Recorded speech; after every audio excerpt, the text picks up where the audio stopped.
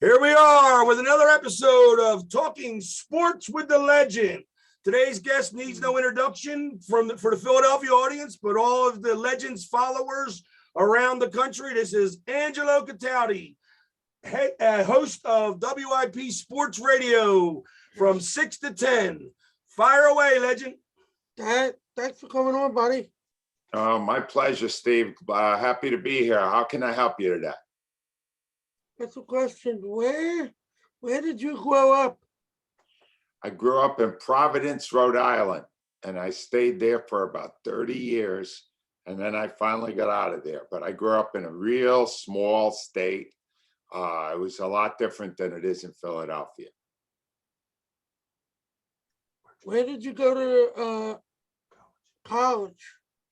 I did my undergraduate in my state at the University of Rhode Island, and I got my master's degree in journalism at Columbia University. Cool.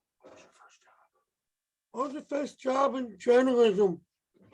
First job, when I was in my senior year in Rhode Island, they assigned me an internship to work at a place called the Narragansett Times. And I was a reporter there. And I worked there for 6 months during my internship. And then they hired me after I got out of school. And I worked there for 4 years and eventually was the editor of the newspaper. And then I quit to go to school. What's your favorite team to cover? My favorite team to cover, that's easy. When I was covering teams, it was the Philadelphia Eagles, because I got to cover them when Buddy Ryan was the coach. And Buddy Ryan every day had something crazy to say that would make a big headline in the Inquirer.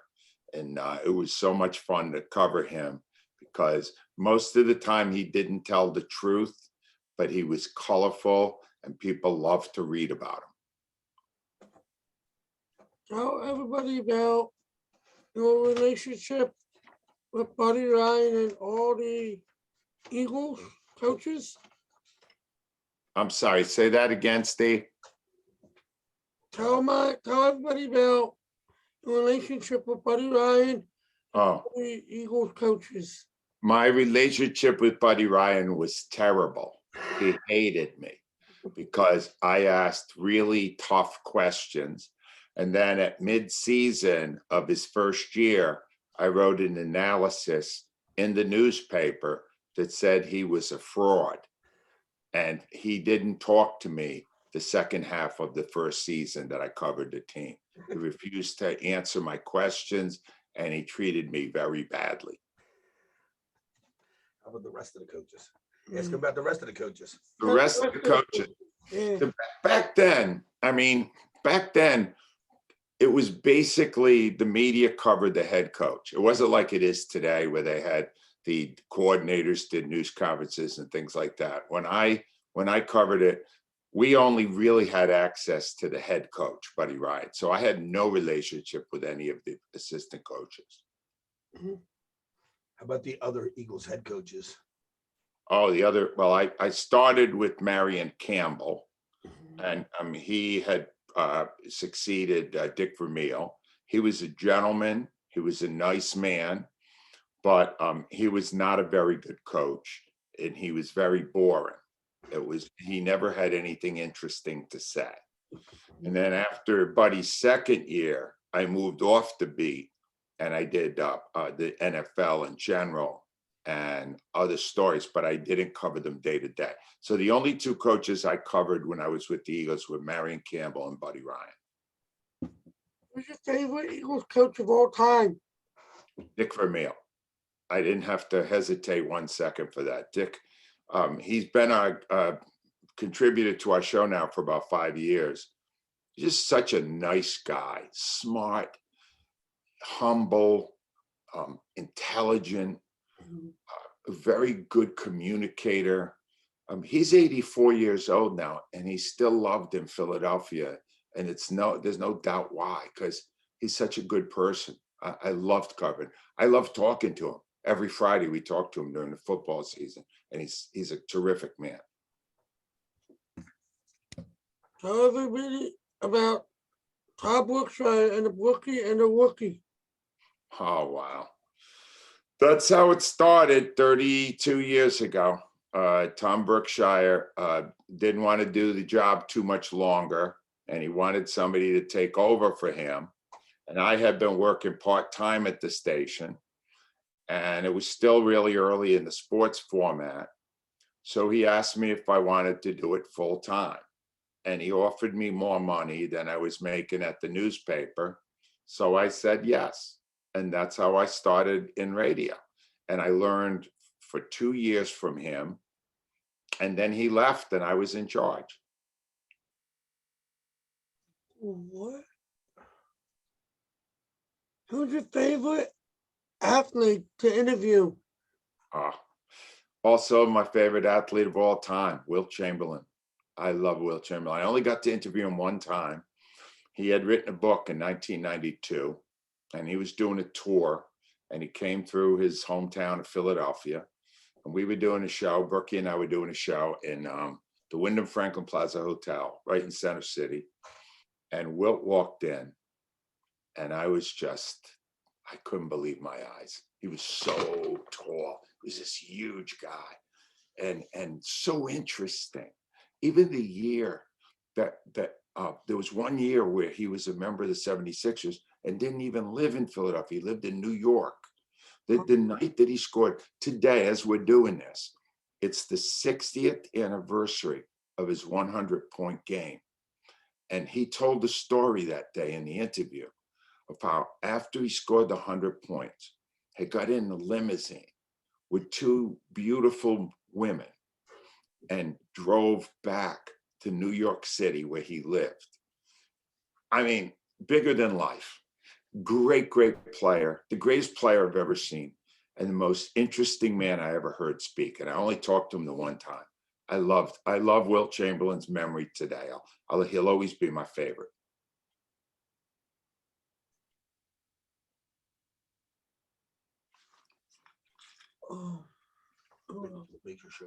What makes your show so successful? What makes your show so successful? Why is our show so successful? Because of the fans. From the very beginning, I never really cared what the athletes thought of me.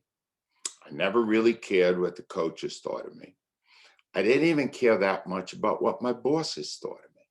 There was only one thing I cared about, and that was the audience. And I think pretty early on, I created a bond with the fans that got better and better as the years went along. And the fans knew that I would say what I thought they were thinking.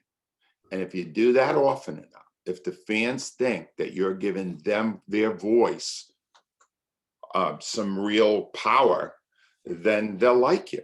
And I think that's it. I would give that advice to anybody doing a radio show in Philadelphia. The only people you have to please are the people who are listening. The rest of it doesn't matter.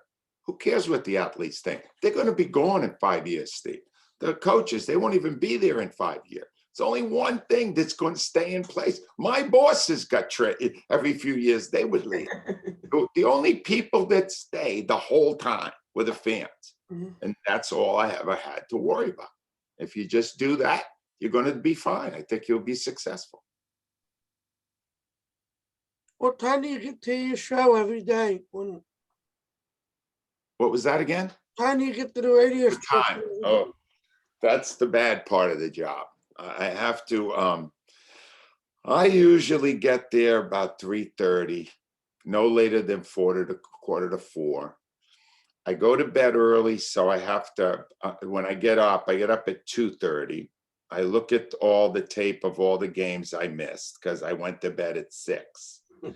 And then I prepare for 2 hours or 2.5 hours before we go on the air at 6. So really, from the time you end the show the previous day at 10, you start looking for stuff for the next show.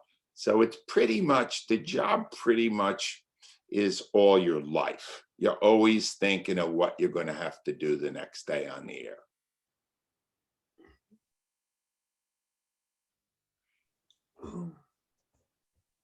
Who was his favorite guest? Who was his favorite guest at WIP? Who was his favorite guest at WIP? Who's your favorite guest from WIP? All right. If you mean co-host, guys that come in like once a week, Yes. that's easy. Keith Jones.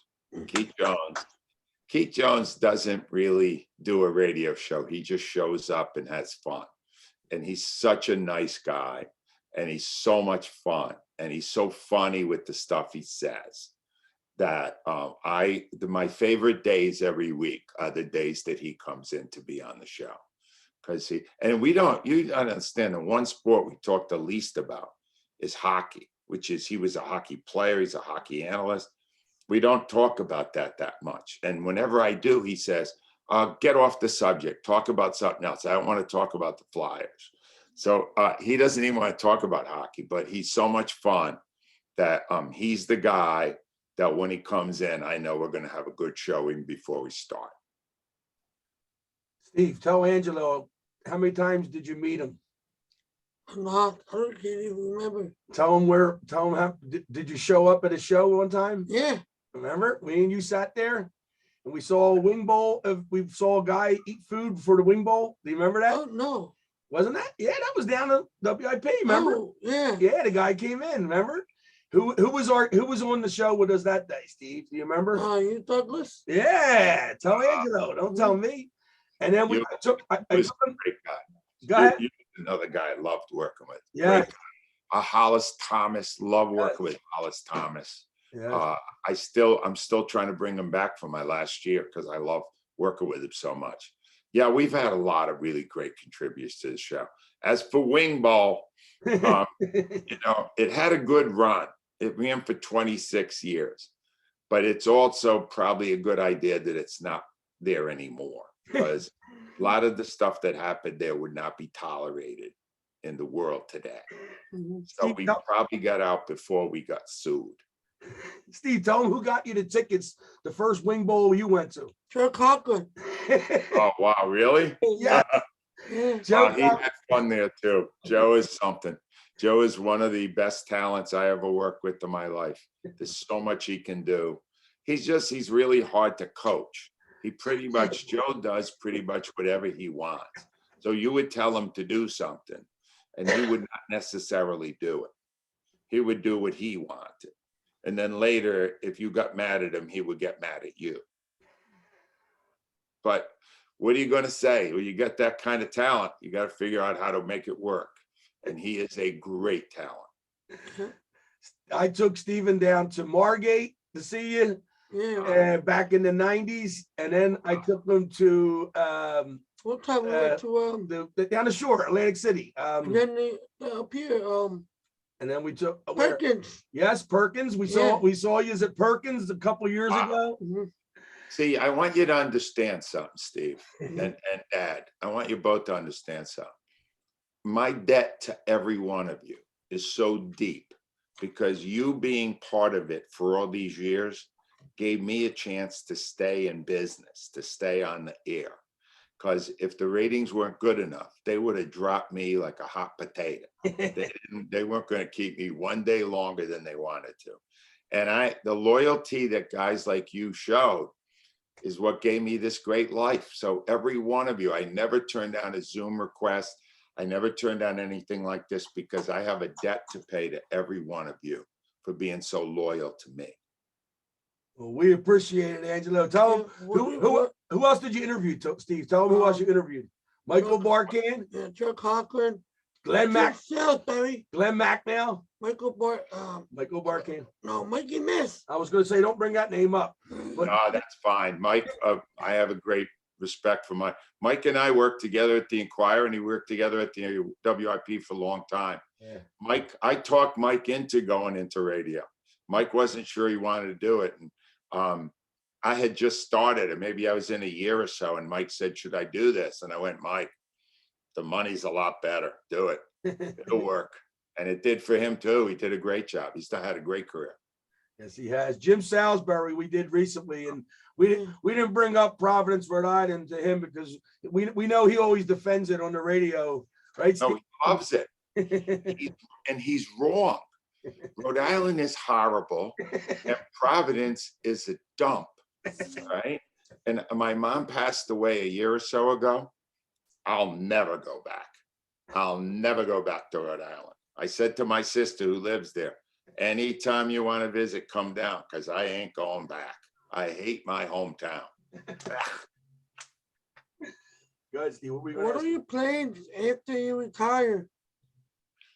I think, I don't know if it'll ever get published. I think I'll write a book about what my experiences have been, especially in radio. And, you know, being one of the leaders of the craziest sports city in America, I think I would like to try a stab at that. I haven't ruled out a podcast, although I'm not sure yet on that. And not have to face the daily pressure of doing a radio show. I think I've done this show for so long and I've lived these crazy hours for so long. I really would like to experience life in a more normal way. I think it's time. I'm going to be 71 next week. It's time. I think when you've done something this long, you got to know when it's time to get out. And I think this is my time to get out. 10 more months and I'm out. Then the last question, what do you think about the baseball? Think we'll go down the season? Very unhappy. All right. Because I had made a prediction. I was very pleased with myself because I thought I had predicted that they were going to settle yesterday. And then at the last minute, they decided not to. And I grew up loving baseball more than any other sport. And I feel they let me down as a fan because they're only fighting about who's going to get richer. Just money. There's no philosophy here. Who's it going to $230 million luxury tax or $220 million?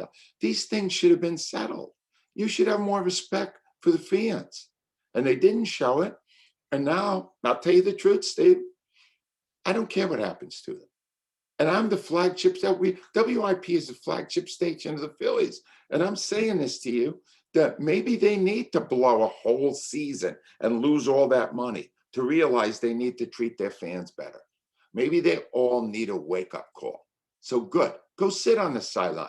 We'll watch James Harden win a championship for us. Then we'll watch the Eagles with Russell Wilson as our quarterback. I hope. That's what I'm planning for anyway. Thanks for doing this for me, buddy. Steve, it was my honor and my pleasure. I wish you nothing but the best. Anything I could do to help you along the way, you know how to reach me. Thank you so much, Angelo. Anytime, Dad. Good to talk to you guys. You guys are you're the best. Thank you so much. So much. Thank you, Steve. Thank you. Thank you. Good job, Steve. Good job, man. That was great. See, you know what?